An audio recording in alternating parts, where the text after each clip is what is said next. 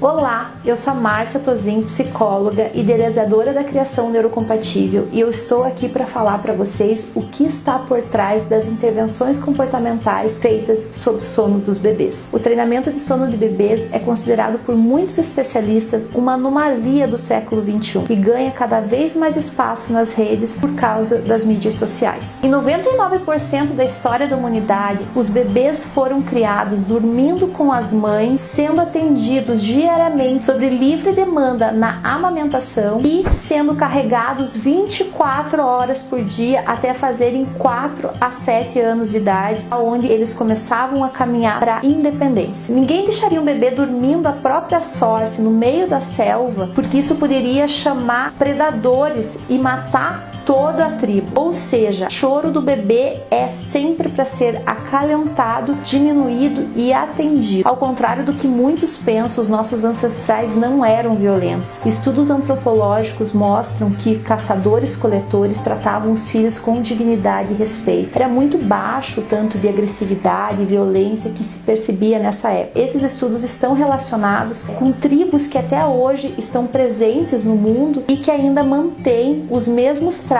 de desenvolvimento daquela época. Assim nós evoluímos e assim são as normas que regem a nossa espécie. Com essa nova sociedade, as crianças deixaram de ser criadas pela comunidade, passaram a ser vistas como propriedade dos seus pais e não mais como membros de uma tribo. Com as mudanças advindas da agricultura, nós passamos a ter menos carinho e afeto para se voltar a uma sociedade disciplinadora. Nossos ancestrais não puniam as crianças, mas agora, com a invenção da agricultura, nós passamos a criar animais e as crianças poderiam soltar esses animais a qualquer hora e a família passa fome por um período gigantesco. Logo, as crianças passaram a ser punidas através de pedaços de couro e galhos. Desde a invenção da agricultura, nós ficamos cada vez mais longe da nossa verdadeira natureza. Veja que antes o foco era no desenvolvimento da independência dessa criança, para ela aprender a caçar, colher e assim fazer a sua própria independência.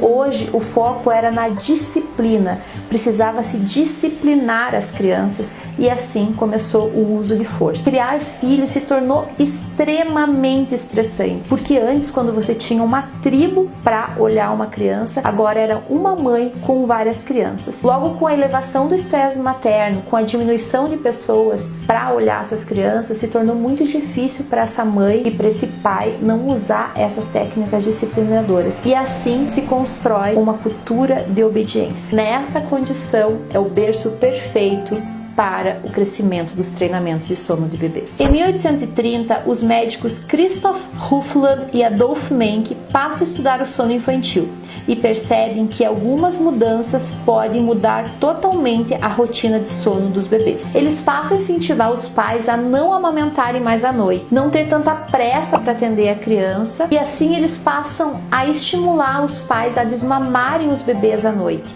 a não alimentar de nenhuma forma e deixar que o bebê se acalme sozinho. Logo após, Holt e Watson lançam livros deixando claro que é necessário deixar os bebês chorarem para se autoacalmarem. Em 1930 começa uma chuva de autores aconselhando os pais a não darem tanta atenção, a não estimularem o afeto e não se aproximarem, abraçarem ou beijarem tanto seus filhos. Lança-se aí a ideia de que os bebês deveriam ter longos períodos de sono e que isso seria saúde. Veja como nós nos distanciamos do nosso aspecto natural de desenvolvimento humano até chegar na era da criança sem dignidade. A verdade é que os bebês sabem dormir desde o útero e eles acordam à noite justamente para sentir a segurança dos pais. A verdade é que os treinamentos de sono teriam morrido há décadas atrás se o mesmo movimento que a gente enxerga em proteção às mulheres também fosse dado